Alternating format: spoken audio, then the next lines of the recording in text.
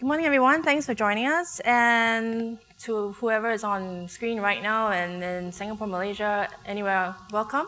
And thanks for joining us at TechBizz. I'm going to go straight into the panelists and introduce them, and then we can start. Yeah. So on my left is Mr. Leong, Yuki.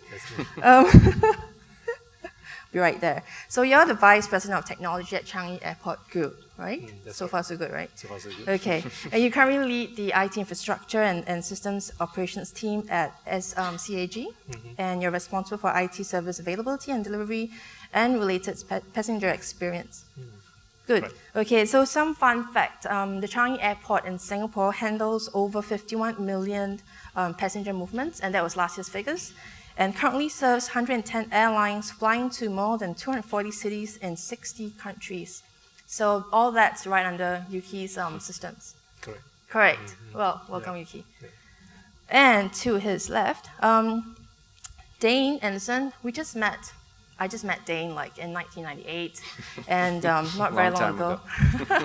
When I was 24, young and innocent, and Dane was filling my brains with numbers. And I had brown hair back then, too. Yeah, nice. Well, it's nice white hair right now. It's distinguished CEO look. So Dane is the Vice President of Research Director and Region Manager at Forrester Research and leads the APAC team here and guides CIOs and IT decision makers in various areas, including sourcing, vendor management, application delivery, all the list goes on. So Dane used to run his own research company called Springboard Research and sold it to Forrester for a undisclosed big amount of money in 2011, I think. It was May 2011. Yep, and before that you were in IDC for about 10 years. 10 years, working in Singapore and Hong Kong and APAC. That's right. Nice to be here. Yep, thanks, Dane. Yep. And next to Dane would be Stephen Lim. Thanks. Stephen Lim is Head of Technology Committee at Singapore Chinese Chamber of Commerce and Industry. I got that right.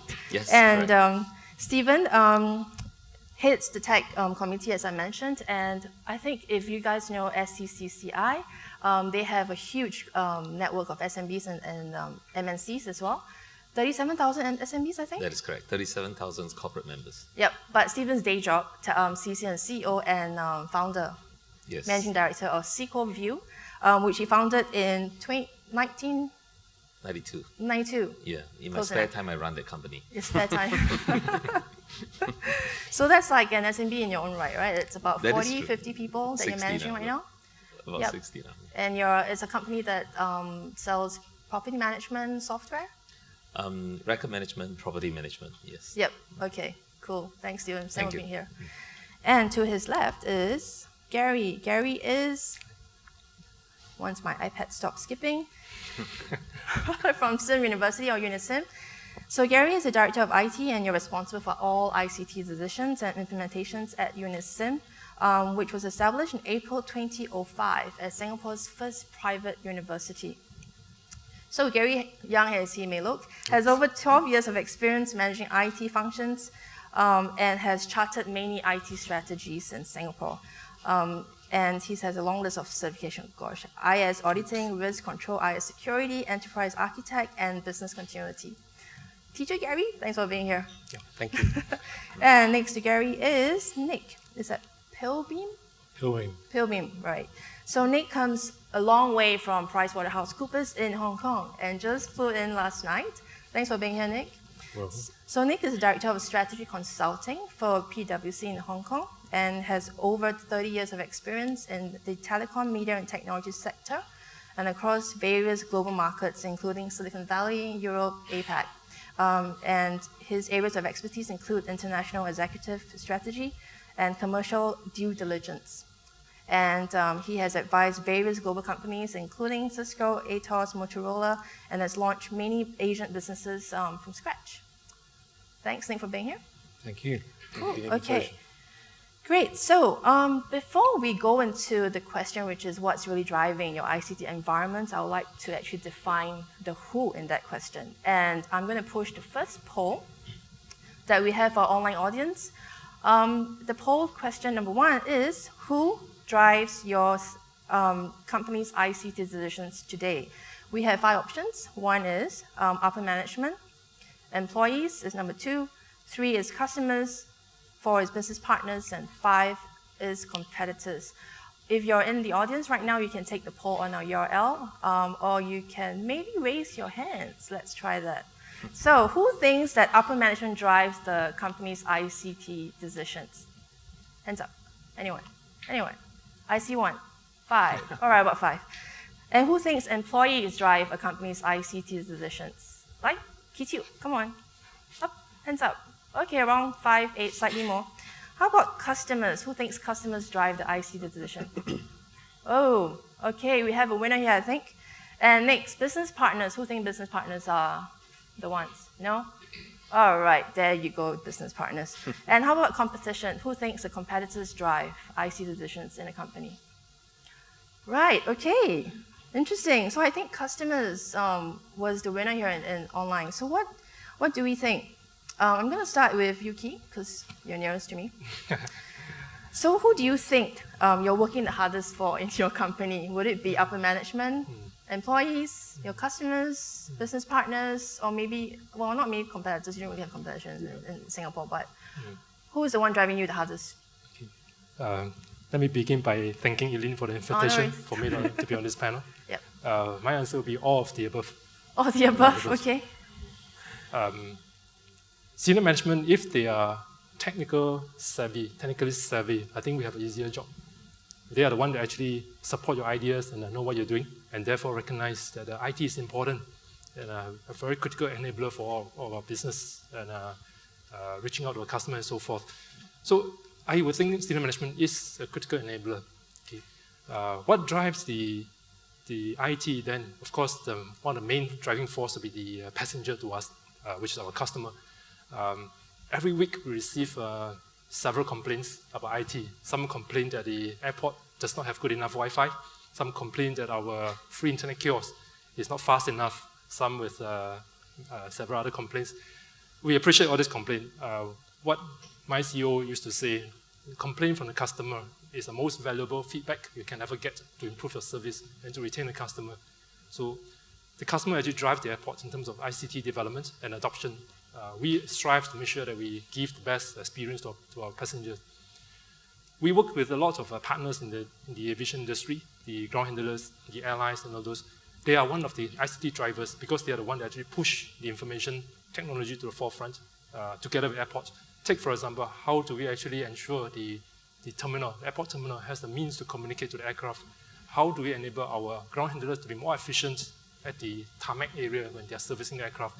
All this requires lots of ICT, and only when we work together with our partners on the ground, we can deliver much more throughput, higher productivity, and so forth. And we have competition, actually. We have competition in the regional airports. May not be good to mention. Yeah. We have constant feedback that actually pull the service quality of the airport, and one of them is actually ICT. Passenger will choose to go to the airport if the airport in particular provide better ICT service, because nowadays a lot of the passengers are actually a business traveler. Wi-Fi, for example, connectivity, ability to get online, and many other amenities. Even talking about charging, we call it refueling. Instead of refueling a car, you refuel your gadgets. It's becoming a very important consideration. So we are looking at all these small little details to make sure that business traveler, for example, or all the passengers at large, are well taken care of. They have a means to actually refuel their gadgets and so forth. So competition definitely is one of the driving force for adoption of IT. And last one I couldn't remember. There was one more. Business partners, customers, employees. Yep. Yes. So yeah, all of the above. Do you find that there is any conflict between what the upper management may want and what the employees may want, or what the customers may want? Like, what's the most common? No, we can't have that kind of answer. I think the only conflict then is about timing. The management will want it yesterday. The customer want it today. The employee can say can only deliver tomorrow. So I think that's the only conflict. Okay, so I'm going to move on to Stephen, because you probably is the best voice for SMBs in Singapore. Is there any different in the time how we're viewing it here? Do the SMBs feel that we're just trying to survive? we don't really care about servicing any of these people. No, I think they do. But I think I kind of agree with you, Ki. But I think to summarize it, for the smaller businesses, I think probably it's driven by the necessity to make money. So I think it includes the rest of the stuff. So if your employee won't join you because you do not have a computerized accounting system, they just simply won't, the accountant simply will not join my company if I do not have a computerized accounting system or the necessary facilities that they are used to as well. So I suppose it is necessity. So I suppose it's a little bit different. SMB kind of played in Division C, Division B. So there's still a lot of rooms to move. And I think probably the way that we look at ICT adoption is out of necessity. So if there's something that we do not need to do, and it doesn't impact my bottom line or the necessity to do so, probably we'll just keep it aside. Yep. So what is driving us is really what is available, what the environment, or rather the competition, employees, my customers wants me to do, and we just respond to that. So really, I would say that it is really a necessity out of operation requirement, out of the need to make money, and then just do what is necessary. Right. Okay, so Gary, then you have a different kind of customers. You have 28,000 students, I think. Is that the right number? Yes, yes. And 1,500 staff? About 1,000 staff. Right. Yes. So among all that, who is the one that's giving you the biggest work to do? In fact, in the university's environment, the students' population being the biggest population in that organization, the voices from them, the demand from the user's perspective is quite crucial.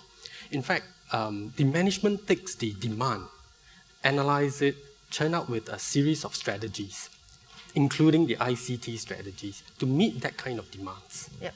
So basically, the largest population in the university, being the students, will still command quite a bit of requirements. And that's how we look at these requirements and strategize our roadmap. You see, traditionally for a typical university, when you attend a class, you go face-to-face, lectures, tutorials, and so on. But now you see a change in this kind of paradigm. We have lectures now online. We no longer have group discussion face-to-face, but we go on a webinar style. All this requires the support of IT. So in a way, based on this kind of trends, we look at we project the future kind of requirements, and therefore we derive this kind of roadmap for our infrastructure and our ICT environment. But I think your environment kind of reflects a growing, what we're seeing at a lot of companies now. You have a varied type of employees and customers to support, right? Your students are in the, I don't know, millennium generation, or is there one after millennium? It's like, I don't know, we're out of this world kind of generation. And then you have your academic staff who probably are in their X generation. Yes. Is that where I am too? Is it tough then trying to see, they presumably would have very different demands, right? How do you then manage an environment that has different customers and you have different demands that you need to fulfill? How does it complicate things for you? In fact, I realized the interplay of this kind of forces from the X generation, where they are not so tech savvy, to what we have today. Students demand lectures to be delivered on iPad, even on mobile phones and so on. In fact, I think training is in particular very important, and as well as the commitment of the management. The moment we decide that, okay, this is the way we go, we will deliver lecture through iPads, mobile devices, we have a set of training kind of program for the academics who requires this kind of skill set. By doing so, we close up the competency gap. I believe this is, in a way, easier for us to implement and roll out this kind of IT projects. So Nick, because you help to consult your customers, and they will be struggling with the same kind of environments as well. When you look back at what it was, say, just maybe even 3 or 4 years ago, how is it different then, and how is it different now, and what kind of challenges or new issues does that bring up for companies in Asia today? I think we don't have to go too far outside of our own business when we look at how we work. We have 140,000 people worldwide. Predominantly, they are working in audit, tax, services. These are highly, professional individuals needing a very stable and what I would say continuous environment for IT. So we tend to use tools which, are at least 2 generations behind on release because they are stable, they are capable, they're easily managed as they are, and so on and so forth. So when you come back to the constituent parties as who's making the decisions, well, from a customer perspective, we have to, potentially keep things online for 7 years. We have to make sure they're fully traceable and regulated in terms of looking at past history. So there has to be a continuum. There has to be this kind of stable environment. With that said, then we've got the new grads coming off university courses who are all internet enabled. They've never known a world without the internet. They've never known fax machines or telephones. They've Pages. The whole thing is just internet ready, enabled.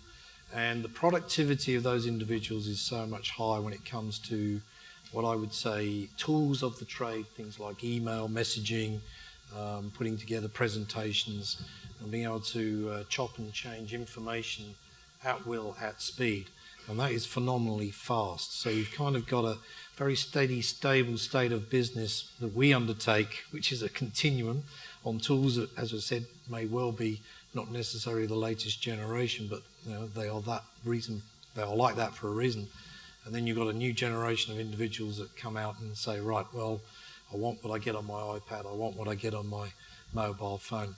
So we are spending a lot of time working on that. So, we do use, PCs and laptops and things like Lotus Notes and good old Microsoft Excel, because without that we could not function.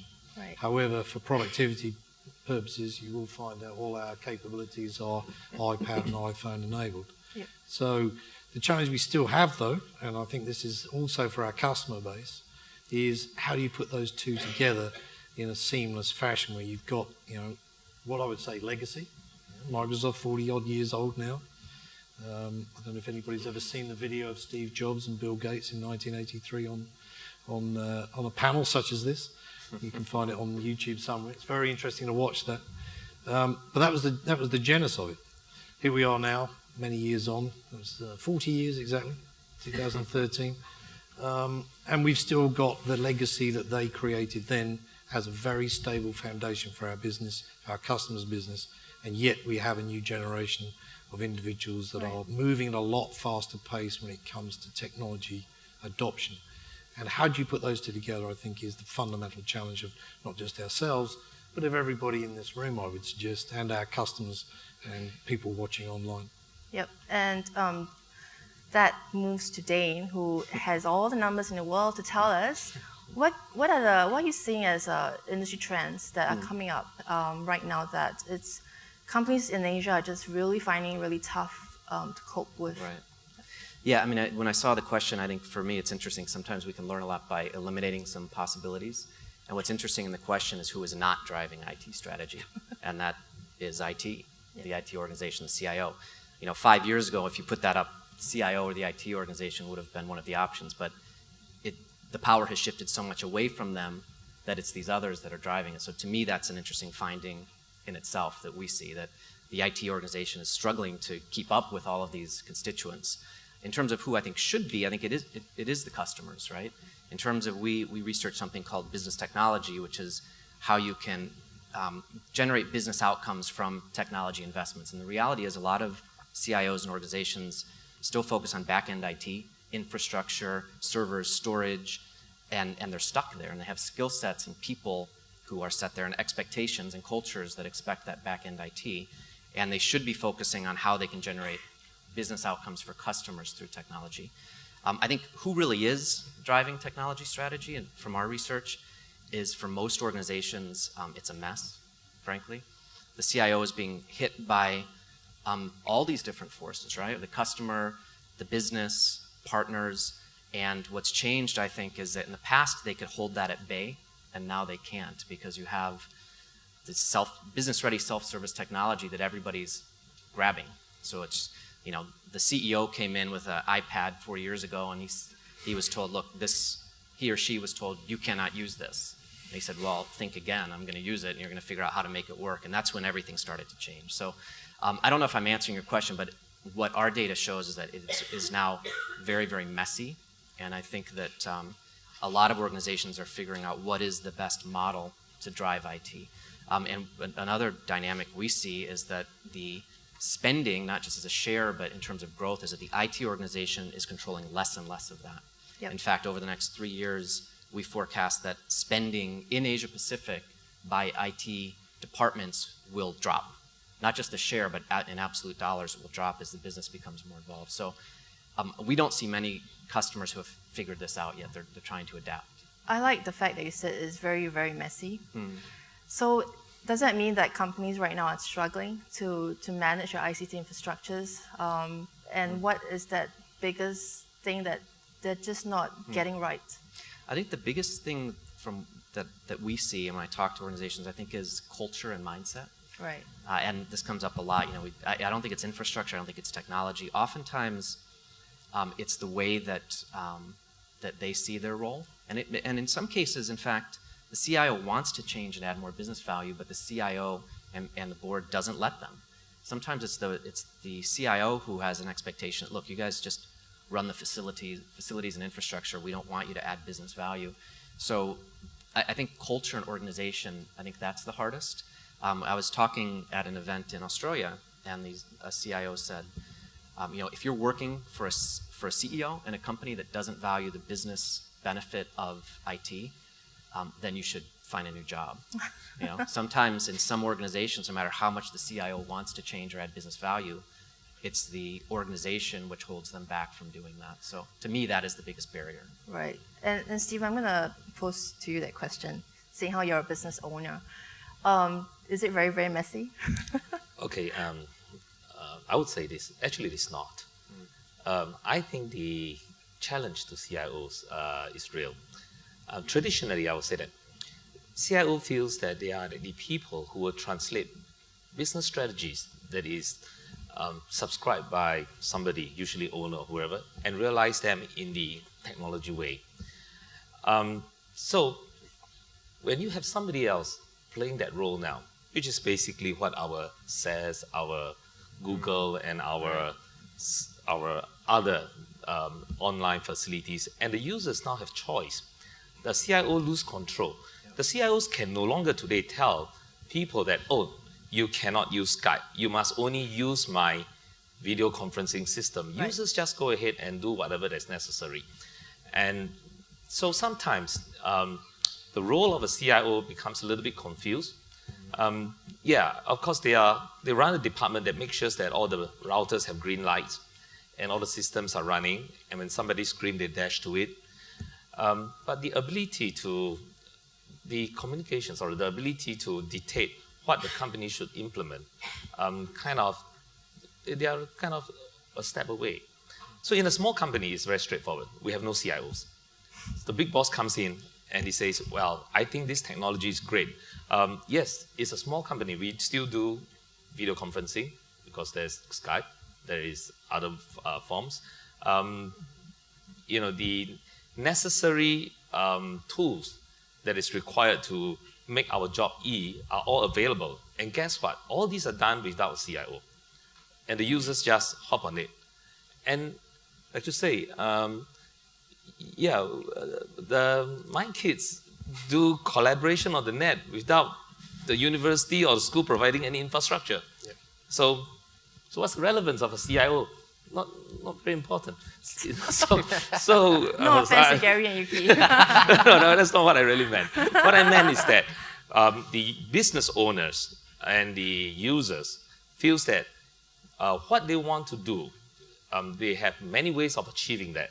The traditional role of a CIO of realizing this vision is challenged and thus a little bit confusing, because we do not know whether I should go out to the web and get something, buy the tools that I can afford, and bypass the CIO's approval, since its expenditure now is almost petty cash range. Or do I go through a corporate strategy? And if for whatever reason the CIO gives me 3 reasons why I should not do this, well, I'll just go underground and do it myself. Exactly. And that's where the challenges is. So for Gary, right, your role is relevant, be assured, but you have, I think we counted, right, about 40 over 50 different types of software that you're supporting in your organization right now. Yeah, and on top of that, you're 28,000 and 1,500 users on 3 networks, big campus. So I can tell you now, it just sounds messy to me already. So it can't be easy, right? What keeps you awake at night then, thinking of all this 50 different kind of software? Okay, actually, I go back to the core of our business. Basically, in education, content is where the IP lies. Yep. So, in terms of like what Stephen mentioned, tools like cloud services and Skypes and peripheral kind of tools available to the students, we tend to embrace them and organize this kind of chaos and somehow package it and deliver this to the users, rather than we leave it alone and let them evolve in a quite messy way. So by managing it from this perspective, we segregate them into the core business as well as the peripheral users, and try to exploit this kind of tools, and take it, as a form of advantage. Yep. Yeah. So and then moving on to Yuki, then I think your environment is really, to me, it's a bit different. Your customers are basically anyone that's in your airport, right? And that goes from the infant or the 2-year-old that probably only know what a touchscreen is and doesn't know what a book is, for instance, to a 70-year-old grandmother who's just transiting through an airport and wants to use a kiosk. So then, what is the most difficult point for you in terms of an IT director in a company like that? What's your biggest pain point right now?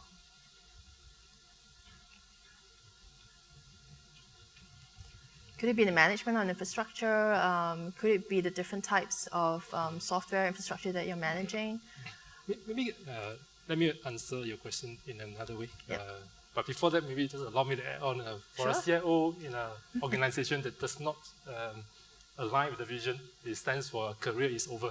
That's CIO. right. Career is over. Okay, clever.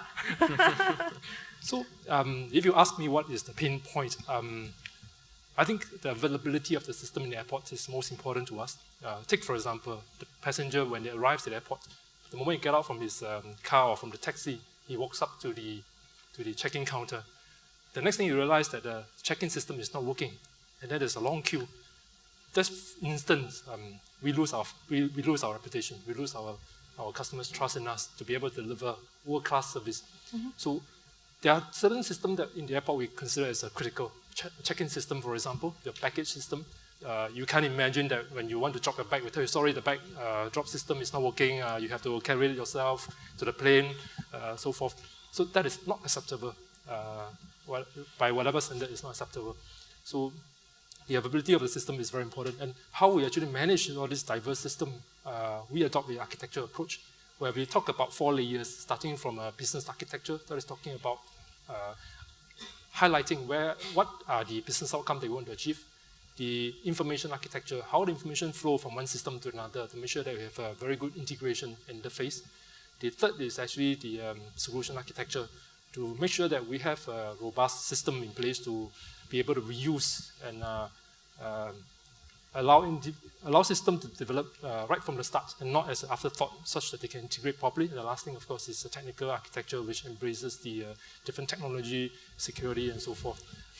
The CIO's job then is really to articulate this architecture to the various people, from the business to the technical people, to make sure that all of us are aligned, and then we deliver IT to achieve the business outcome. So I wouldn't think it's a mess. So CIO is definitely not career is over. Yeah, and I think most important is to make sure that all systems run round the clock in harmony, to make sure that the system up, passenger come in, they enjoy the best of service they can get, and then they smoothly transit through the boarding, from the check-in all the way to boarding the plane. Cool. And in fact, we have a question from Twitter right now. I'm going to read it right now here. It's from, I won't say your name just in case you don't want to be outed on stage. The question is, how do you see the increasing influence of the chief marketing officer in that case in ICT? I'm going to go with Nick because consultancy, you probably talk a lot about the roles of CIO. Do we think that CIO role has morphed? Do we think it is career over? Or do we think that it has given a little bit of, is creating a hybrid role where it's CMO comes CIO comes CTO kind of thing? There's a need actually to be able to embrace. I think this is the challenge that we see is, you know, there are very stable platforms out there, but they need to be able to embrace something that's new, different, and to be able to then adopt it and adapt it into one's business. E.g. Skype-like communications, how would you adapt that to your environment if you want secure? How would you therefore have people use it? How would you adopt to it? So I think where you've got ability to do, you know, a prototype, a sandbox, be able to test within your own environment whether things are effective, get the job done, and are secure, then that will embrace potential developments that come along, be that, you know, iPadification, tablets, or whatever you call them, in the workplace. I mean, will they replace PCs? I mean, numbers say that there's going to be a 50-50 balance within 5 years between the PC-driven world and the smartphone world. However, challenges of actually getting what you need done is what the CIO must embrace. The job needs to get done for all the users that are out there in a secure and efficient manner. And I think the ability to be able to do a prototype, to be able to sandbox, to be able to embrace, be able to say, right, people are doing this, how would I legitimize what they're doing such that I can then say, yes, we can do that at a corporate level, I think is not just the CIO's function, you know, the chief marketing officer's kind of productization of what they're about.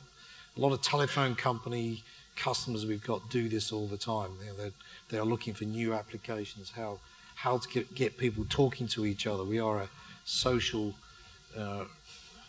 animal. We like chatting to each other. It's exemplified by Facebook and Twitter and everything else. It didn't happen before 2007. Now everybody chats to everybody else. We're chatting non-stop here right now to a very wide audience. So how do you embrace that, bring it in, make it efficient, make it secure, and adapt and adopt? I think that's the CIO's role, to really understand that while not disrupting existing infrastructure. But a lot of the going on, sometimes the IT department don't know about. So for instance, employees today can access corporate data, applications, network via their personal devices. You know, and I've known of people or friends, I won't say who use Dropbox, right? They put their marketing campaigns, proposals in that Dropbox and shift it around between their colleagues and peers without the support and approval of the IT department.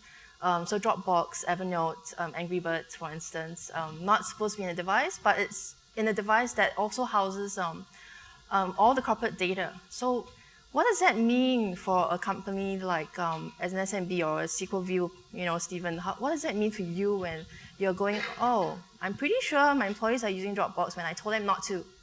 How do you then manage that? Oh, I think probably this is great. Right.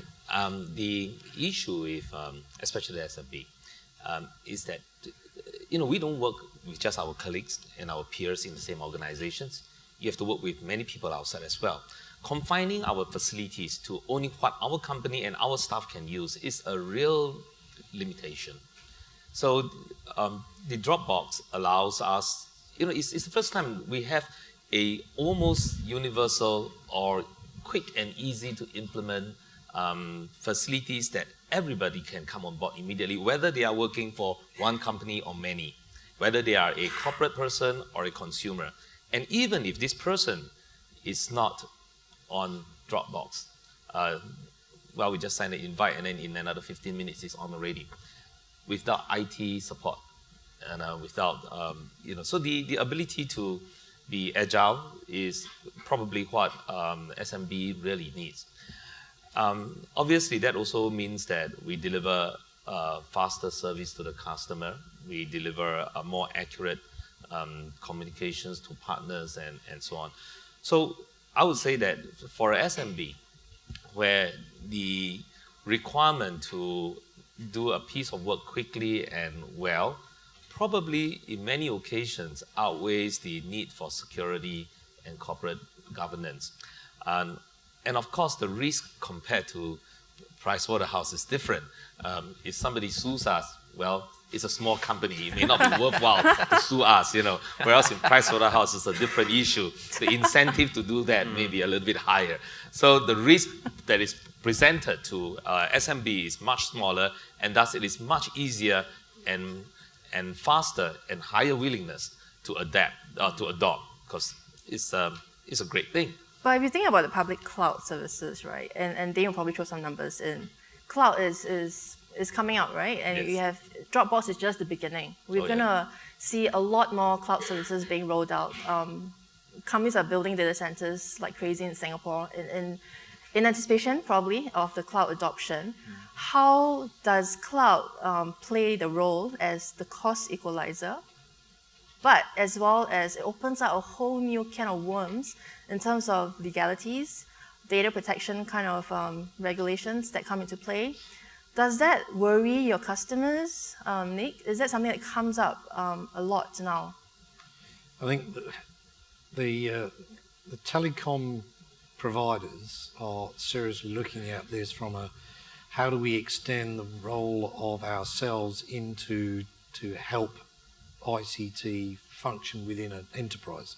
So you can actually see there's some industrial alignment happening here between what telecom providers have traditionally done, which is communications infrastructure, the ability to gain access and transport information, to actually providing potential off-site infrastructure that provides an ICT function to an enterprise. Now then, of course, that throws up regulatory issues, legality challenges, who owns the data, and so on and so forth. However, this is happening. So I think the key here is at an industry level, to start to think beyond the walls of your own organization. It says, okay, if I'm bound by regulation to keep everybody's bank statements available for the next 7 years, well, I'll build my own data center and I'll run it myself. However, if I don't have such regulation, then I may well then lease space off a provider. So leasing space off a provider, the trade-off being whether you go in-house with your own data center or going externally, is the choice that faces the CIOs. There's this complexity now that says, well, hang on, it's no longer within just the walls of my business. My business now potentially can extend into the walls of somebody else's premises. And how do I ensure that it's still efficient, effective, secure, meets any regulatory need? And they are key factors going on now. And the data center business is just exploding. Booming, yeah. Just exploding. So Yuki, you mentioned that productivity, efficiency is topmost on your mind right now. You're trying to keep your operations efficient, lean, mean machine. So does cloud then factor in as a way for you to keep your costs manageable? But how does that open up new areas of concerns for you guys?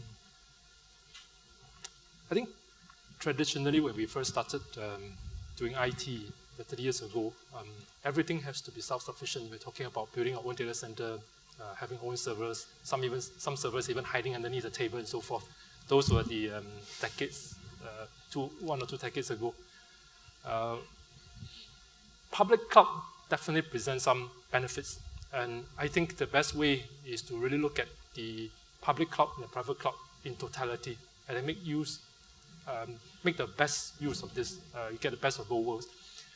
Public cloud, you have instant-on service, very minimum capital outlay upfront. However, you are entrusting information in another party. Worse still, if you do not even know where the data is actually physically hosted, it could be somewhere in another country or whatever.